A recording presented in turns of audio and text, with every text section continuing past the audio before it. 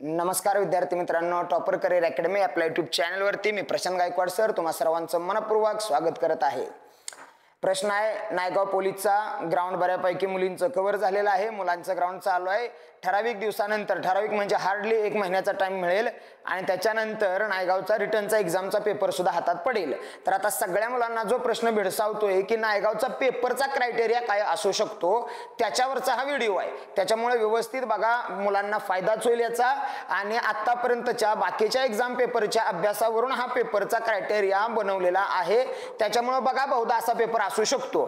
तर विषय होता आपला लेखी परीक्षा नायगावची 2024 म्हणजे मुंबई पोलीस। आता लेखी परीक्षा सगळ्यांना सरासरी माहिती आहे की 100 प्रश्न आहेत, वन लाइनर प्रश्न आहेत आणि कालावधी तुम्हाला 90 मिनिटांचा दिलाय। त्याच्यामध्ये 100 प्रश्न तुम्हाला क्लिअर करायचे आहेत। आता मूळ सुरुवात कुठून होती बघा की 2021 ची भरती, पोलीस भरती 2021, पोलीस भरती 2023, पोलीस भरती 2024 चा पेपर 21 चा झाला आहे, 23 चा झालाय, आता प्रश्न आलाय 2024 चा। तर आतापर्यंतच्या बेसवर म्हणजे आजपर्यंत नायगावला जागा भरपूर असायच्या, यंदा सुद्धा आहेत, पण दरवर्षी असं होत नव्हतं की नायगावचा रिटर्नचा पेपर चेंज झाला, क्रायटेरियानं सोडलं। क्रायटेरिया सोडला म्हणजे कसं की उगीच चालू घडामोडीचे प्रश्न 20-20, 25-25 पडायला लागले, उगीच जीकेचे प्रश्न 30-30 पडायला लागले आणि क्रायटेरिया सोडला म्हणजे गणित जिथं 25 असायला हवी तिथं कुठं 8 आणि 10 गणित यायला लागली, जिथं बुद्धिमत्ता 25 च्या आसपास असायला हव्या तिथं 5 आणि 10 बुद्धिमत्ता पडायला लागल्या।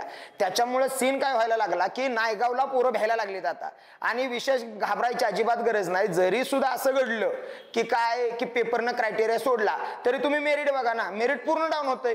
मागचं मेरिट जे नायगावचं आलंय ते ईडब्ल्यूएस मुलाचं, एससीबीसी मराठा समाज त्याच्यात होता, त्याच्यामुळं ते मेरिट 117 आणि 118 वर आहे।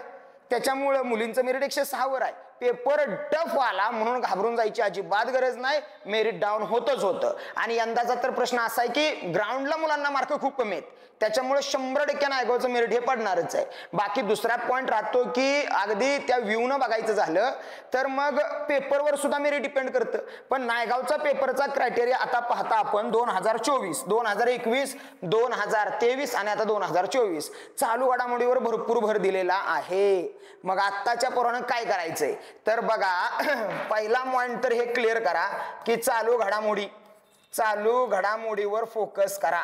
सगळ्यात जास्त फोकस नायगावला चालू घडामोडीवरच आहे। मागच्या वर्षी, त्याच्या अगोदरच्या वर्षी जीके वर आहे। आता जीके म्हणजे काय, एकनाथ पाटलाच्या ठोकळ्यातला तुमचा इतिहास आहे, भूगोल आहे, राज्यघटना आहे, पंचायत राज आहे, विज्ञान आहे, भारताचा भूगोल आहे, त्याच्यानंतर प्रशासकीय आहे सगळं, त्याच्यानंतर संक्षिप्त संकल्पना आहे त्या, मग त्याच्यावर प्रश्न येऊ शकतो, पण ते बऱ्यापैकी पोरांना सुटतो प्रश्न। राहतोय मेन पॉइंट चालू घडामोडी।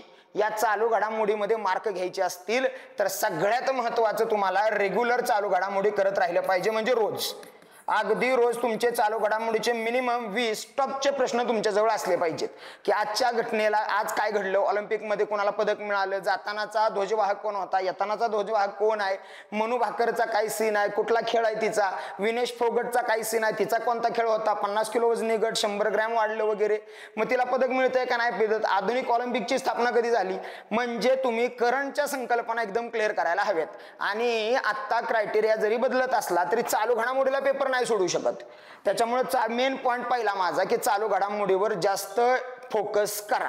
त्याच्यानंतर चालू घडामोडी बऱ्यापैकी कव्हर होत असेल त्याचा अभ्यासासाठी काय करायचंय बघा, लक्षवेधचं पुस्तक आणि एकदम चांगलं पुस्तक म्हणजे राजेश भराटेचं पुस्तक घेतलंच पाहिजे 6 माही, कारण मागच्या वर्षीचा सीन आहे चालू घडामोडीचा। राजेश भराटेंच्या पुस्तकामधलं संभाव्य प्रश्न आयोगानं म्हणजे पोलीस डिपार्टमेंटनं जे पेपर सेट करतायत आहे असं उचललेत, आहे असे तुम्ही एकदा सविस्तर ते पुस्तक काढून बघा मागच्या वर्षीचं, तर लास्ट मध्ये जे संभाव्य प्रश्न आहेत हाय असे उचललेत आणि प्रश्नपत्रिकेत छापलेत। त्याच्यामुळे राजेश भराटेचं पुस्तक, लक्षवेधचं पुस्तक ही 2 पुस्तकं तरी बहुधा चालू घडामोडीला सोडू नका।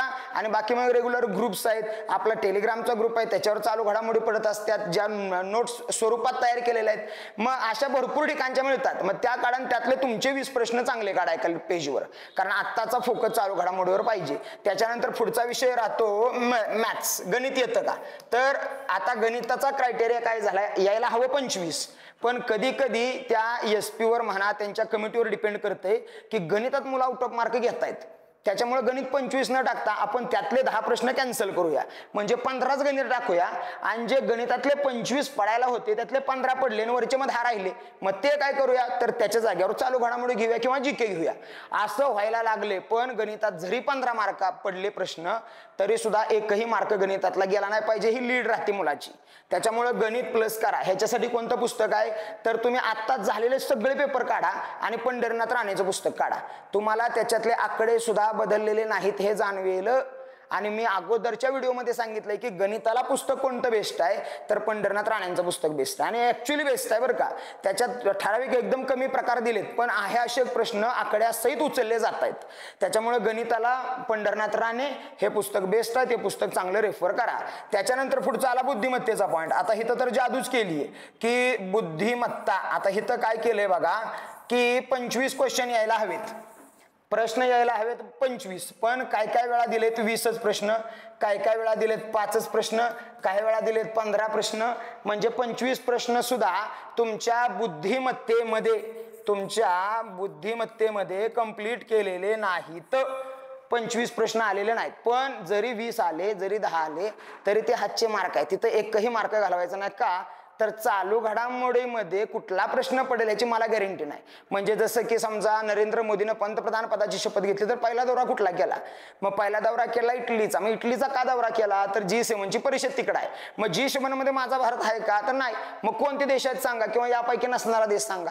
मग क्रायटेरिया डीप मध्ये जाऊ शकतो. म्हणून जीकेचा एखादा मार्क गेला विशेष फरक नाही पडणार, पण गणित आणि बुद्धिमत्तेचा मार्क गेला तर फरक हा पडणार आहे. त्याच्यामुळे गणित आउट ऑफ, बुद्धिमत्ता आउट ऑफ. आता पुढचा विषय आला आपला सगळ्यात इम्पॉर्टंट मराठी ग्रामर. आता ग्रॅमॅटिकल प्रश्न जर पडले तर सुटतील, पण ह्याची व्होकॅब्युलरी पडली तर काय, म्हणजे याच्या व्होकॅब्युलरीवर फोकस करायचा आहे. समानार्थी, विरुद्धार्थी, शुद्ध शब्द, पारिभाषिक शब्द ह्याच्यावर काम करा. हे जास्त महत्वाचं आहे कारण अजूनही वेळ गेलेली नाही, अजून 1 महिना मिळेल. आणि जर 1 महिना मिळेल तर तयारी होऊ शकते आपली. व्होकॅब्युलरी आणि ग्रॅमॅटिकल मराठीचं एवढं अवघड आहेच नाही. अलंकार सोपा आहे, वृत्त सोपा आहे, रस सोपा आहे, संधी सोपा आहे. बऱ्यापैकी जर थोडंसं डीपमध्ये गेला तर पेपर खरंच सोपा आहे मराठी ग्रामरचा.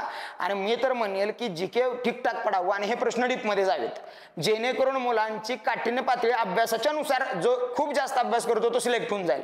नाहीतर उगीच गणित कॅन्सल करतायत आणि जीकेला कुठले तरी बाहेरचेच प्रश्न टाकतायत, तर मग मुलाचा अभ्यासाचा कस निघणा झालाय. का कस निघणा तर ज्या क्रायटेरियाला मुलगा अभ्यास करतोय त्या क्रायटेरियाचा पेपरच नाही. की एकनाथ पाटलाच ठोकळा पाठ आहे, सह्याद्रीचा पाठ आहे, मराठी पाठ आहे, गणित सगळं सुटतंय, बुद्धिमत्ता सुटतंय, पण गणित 5च पडली. मग काय करू, मी जास्त वेळ गणितावर दिलेला किंवा माझं गणित लय परफेक्ट होतं, मला 25 वाटलेले पडतील, माझा स्कोर होईल, पण 5च पडली. म्हणजे असं होऊ शकतं. त्याच्यामुळे काय म्हणतोय तर 5 पडली, 5च्या 5 आउट ऑफ. बुद्धिमत्ता 10 पडल्या, 10च्या 10 आउट ऑफ. मराठी ग्रामर 15 पडले, 2 व्होकॅब्युलरी गेले, जाऊ द्या, 13 तरी मार्क 15 पैकी पडायलाच हवीत. त्याच्यामुळे मराठी ग्रामर आणि सगळ्यांना तोंडपाठ पुस्तक आहे बाळासाहेब शिंदेचं, ते पुस्तक जरा ठीकठाक करा. आता पुढे आलो मी सामान्य ज्ञानकडे. आता सामान्य ज्ञान मध्ये तुम्हाला बऱ्यापैकी सालांचा खेळ आता जो खेळला गेला कुठं तर ठाणे ग्रामीणच्या चालकच्या पेपरला. आता ठाणे ग्रामीणचा चालकचा पेपर कसा पडला, बहुपर्यायी प्रश्न आले. पेपर एकच पडला पण साला कंबाईनच्या परीक्षेसारखा प्रश्न पडला. एक प्रश्न त्याचे 4 ऑप्शन, पुन्हा त्याचे 4 ऑप्शन, बहुपर्यायी प्रश्न. आता नायगाव पण हे मला वाटतंय की आतनं मला मागच्याच वर्षी वाटत होतं की हे करेल, पण मागच्या वर्षी नायगावने 1-2 प्रश्न फक्त बहुपर्यायी टाकले. पण यंदा 5 ते 6 प्रश्नाची तयारी ठेवा की बहुपर्यायी येतील. म्हणजे एक मेन प्रश्न आणि त्याच्यावर खाली 8 ऑप्शन, एक प्रश्न त्याच्यावर खाली, म्हणजे 1 मार्क हवा आहे तर तुम्हाला 9 लाईनी वाचाव्या लागणार आणि ते पण फुल कॉन्सन्ट्रेशन न. आणि मग हे भीती दाखवण्यासाठी सांगतोय का असं अजिबात नाही. तुम्ही ठाणे ग्रामीण चालकचा पेपर काढून बघा त्या पेपरनं काय केले. बरं, मग असा पेपर आला तर मेरिट पण डाऊन पडणार आहे, पण मेरिट डाऊन पडणार आहे, पण मला तिथं तशा पेपरला 75 तोडायचीच आहेत, 75 प्लस करायचाच आहे स्कोर मला तिथं. 75 ते 80च्या आसपास ठाणे ग्रामीण चालकचा पोरगा सिलेक्ट आहे, कारण पेपर खरंच खूप जास्त चांगला पेपर आहे ज्याचा पोराचा. आणि हा विशेष म्हणजे त्याने पॅटर्न सोडला नाही. म्हणजे जसं प्रश्न पडलाय महात्मा ज्योतिराव फुल्यांवर, तर महात्मा ज्योतिराव फुले अक्क काढून घेतले तर मार्क एकच दिलाय. मग महात्मा फुलेंचा जन्म, महात्मा फुलेंचं पूर्वीचं आडनाव हे होतं का, महात्मा फुलेंनी दत्तक घेतलेल्या मुलाचं नाव हे होतं का, यशवंत होतं, तिथं काहीतरी वासुदेव असं काहीतरी दिलेलं आहे. म्हणजे तुम्हाला पूर्ण पाठ पाहिजे त्यावेळी तुम्हाला 1 मार्क दिला जाणार. आणि हे खरं अशा पेपरला सिलेक्ट कोण होतो तर ज्या पोराचा प्रामाणिक 2 ते 3 वर्षाचा अभ्यास आहे, भले 3 वर्ष राहू द्या, 1.5-2 वर्षाचा सुद्धा प्रामाणिक अभ्यासाना लाईन टू लाईन पाठ, त्या पोराचं बघा तिथं सिलेक्शन होतं. आता बाकीची घाबरली, कारण फक्त सह्याद्रीचा ठोकळा पाठ होता त्याचा. एकनाथ पाटलाचा ठोकळा ज्या पोराचा पाठ आहे त्याचा ठाणे ग्रामीणचा स्कोर लय चांगला आहे. कारण खरंच तुम्ही सुद्धा, आज मी प्रामाणिकपणे सांगतो, तुम्ही काढून बघा पेपर, एकदम भारी पेपर आहे. फक्त फॉलो जीकेनं कुणाला केले तर एकनाथ पाटलाला केले. त्याच्यामुळे ते पुस्तक राजमार्ग आहे, अजून वेळ आहे, व्यवस्थित काढलं तरी पुस्तक कंप्लीट होऊन जाईल. त्याच्यामुळं असा पेपर नायगावचा येऊ शकतो की ज्याच्यात बहुपर्यायी प्रश्न असतील. पण असं झालं तर मी 1,00,000% सांगतो, मेरिट यंदा सुद्धा 120 तोडत नाही, 120 क्रॉस करत नाही. कारण ग्राउंडला इतकी बेकार अवस्था केली ना या कॉन्स्टेबल लोकांनी की अक्षरशः बापांचे हे व्हिडिओ बघून फोन येतात, रडत्यात, मग अक्षरशः माणसं रडत्यात राव की सर पोरगीला 48 मार्क पडायची, 50 आउट ऑफ 50 पडायची, 47 पडायची, पण आज 25 पडलेत या, आज 22च पडलेत या, आज 30च पडलेत या. गोळा फुटभर बाहेर टाकायची, आज गोळा 10 मार्कात टाकलाय. म्हणजे नायगावला पोरींची ग्राउंडची मार्क सगळी सर्रास उडलेत या. त्याच्यामुळे बाय डिफॉल्ट मेरिट डाऊन होणार आहे. आणि मग डाऊन होणार आहे तर मला रिटर्नला मार्क घेतली पाहिजेत ना, तर मी सुट्टा सिलेक्ट होईन. त्याच्यामुळे सांगतोय की क्रायटेरिया कसाही असू द्या, तुम्हाला जे येतंय 100 प्रश्न आहेत. आता इथं आलो आपण प्रश्नपत्रिकेवर, त्यातले 80 प्रश्न हे अभ्यासू पोराला सुटणारेच असतात, हे कायम लक्षात ठेवायचं. 80 प्रश्न सुटणारे, अभ्यासू पोराला सुटणारेच असतात, फक्त ते घाबरतात. पहिले 5 प्रश्न टप आले, आयुष्यपद अख्खा पेपर टप आहे, आणि मग अख्खा पेपर टप आहे तर मला मार्क नाही पडणार, आणि मग मला लोड येणार. आणि मग लोड आला की बाय डिफॉल्ट त्या 5 प्रश्नांचा इम्पॅक्ट पुढच्या 20 प्रश्नांवर होतोच होतो. त्याच्यामुळं पहिले 5 प्रश्न अवघड आले ना ते पान उलटायचं. दुसरा, तुमच्या कम्फर्ट झोन मध्ये पेपर आणायचा. तुमचा कम्फर्ट झोन काय? सेकंड पेज गणित, आउट ऑफ, काय वयवारी पडले, शेकडेवारी पडले, सरासरी पडले, दाना रेल्वे पडले, या ना सोडवत. आणि मग कॉन्फिडन्स बिल्ड होऊ द्या. आणि एकदा कॉन्फिडन्स बिल्ड झाला की इन्व्हायरमेंट फिरलं तुमच्या बाजूला, आणि मग ते न सुटणारे प्रश्न सुद्धा तुम्ही लॉजिकली बरोबर सोडवता. त्याच्यामुळे पहिल्या पानावरचे 10 प्रश्न अवघड आहेत म्हणून अजिबात घाबरून जायचं नाही. तुम्हाला अभ्यासू पोराला नायगाव सारख्या पेपरला, आणि असं होतं 80 प्रश्न सुटणारेच असतात, तुम्ही कदाचित पेपरमधनं बाहेर आला, तुम्हाला असं वाटलं लय अवघड आहे, आणि तुम्ही घरी आल्यानंतर प्रश्नपत्रिका नीट बघितली तर तुमच्या डोक्यात क्लिक होतं, अरे यार ह्याचं उत्तर हे होतं, मला माहित होतं, मी वाचलंय. पण मग त्यावेळी का नाही आठवत? तर त्यावेळी आपण जास्त दबावात गेलेलो असतो, आणि दबावात जायचं नाही. ह्याच्यासाठीच सांगतोय की माइंड एकदम फ्रेश, एकदम फुल कॉन्फिडन्स तुमच्याकडे पाहिजे, पॉझिटिव्ह माइंडसेट. आणि मग आतमध्ये गेला, उत्तरपत्रिका भेटली. उत्तरपत्रिका भेटल्या पहिलं काम काय? दिशाज्ञांची आकृती काढून टाकली, दिशा लिहिल्या, एक रिकामी दिशाज्ञांची काढली, ABCD काढून ठेवली, मराठी महिने एका बाजूला मांडलं आणि घड्याळ काढलं. हे पडणारेच प्रश्न असतात, हे पडतं प्रत्येक पेपरला. ABCD वर प्रश्न, दिशाज्ञानवर प्रश्न, त्याच्यानंतर तुम्हाला कॅलेंडरवर प्रश्न, त्याच्यानंतर घड्याळावर प्रश्न, हे येतोच. मग घड्याळ कशाला काढून ठेवायचं? तर 9 वाजता जर माझा तास काटा दक्षिण दिशा दर्शवत असेल तर मिनिट काटा कोणती दिशा दर्शवेल? मग घड्याळात 3 वाजवल्या पाहिजेत ना, तर मला कळलं इकडं पश्चिम आहे, त्याला दक्षिण म्हणलंय, आणि मग मी क्लॉकवाईज पुढे जाईन, क्लॉकवाईज आणि अँटी क्लॉकवाईज, मग ते क्लॉकवाईज पुढे जाईन. म्हणून प्रश्नपत्रिका यायच्या आत ही कामं करून घ्यायची. आणि मग प्रश्नपत्रिका आले की 1-2 मिनिटं ऑलरेडी तुम्ही वाचवलेत, आणि मग थोडासा वेळ घ्या, निवांत पेपर सोडवा, वेळेत कव्हर करा. प्रश्नपत्रिका आत्ता नायगावची पोरं जास्तीत जास्त सोडवा, आणि विशेष करून घाबरून जाऊ नका. पहिली गोष्ट, अजिबात घाबरू नका. पेपर कधी पॅटर्न सोडत नाही, फक्त माइंडसेट आपला हलतो. चालू घडामोडीवर फोकस करा ना, सांगितलेली पुस्तकं रेफर करा, बघा 5 तरी मार्कांचा फरक पडतोय ना तुमच्या स्कोअरला. राजेश भराटेचं पुस्तक असं आहे की पेपरला मागच्या वर्षीच्या आणि त्याच्या मागच्या वर्षीच्या सुद्धा पेपरला चालू घडामोडी आहे अशा उचलून ठेवल्यात, आहे अशा, इकडचे कॉपी इकडे पेस्ट, इकडं कॉपी इकडे पेस्ट, एवढंच केलंय. आणि आता तर तुम्हाला किती जास्त साधनं आहे, ती तुमचं टेलिग्राम आहे, व्हॉट्सअप आहे, यूट्यूब आहे, सगळीकडनं चालू घडामोडी मिळू शकतात. आणि रोज 1 तास चालू घडामोडीला द्या ना, 20 क्वेश्चन काढायला, बस. फक्त ते त्या दिवशीचे टॉप प्रश्न काढा, बाकी सगळ्या पडलेल्या प्रश्नपत्रिका सोडवा. तुम्हाला आन्सर शीट, OMR शीट ह्याची व्यवस्थित प्रॅक्टिस करून घ्या, सिली मिस्टेक व्हायला नकोत. नायगाव खरंच अवघड नाही, यंदा नायगावला सिलेक्ट होणं खरं सोपं आहे. का सोपं आहे? तर ग्राउंडला लय ताप दिला ह्या लोकांनी आपल्याला, त्याच्यामुळं पेपर कसा जरी आला तरी मेरिट हे पडणार आहे, कारण ग्राउंडला मार्क मुलांना कमी आहेत. म्हणून मुलांना टार्गेट किती करायचं? 125, आणि मुलींना टार्गेट काय करायचं? 110, पुरेस आहे. मुलांना टार्गेट करायचं 125, पेपर कसाही येऊ द्या, आणि मुलीनं टार्गेट करायचं 110, पेपर कसाही येऊ द्या. त्यावेळी तुमचं काम सुट्ट झालं बघा, सुट्ट, अक्षरशः 2 ते 3 मार्काची लीड राहणार.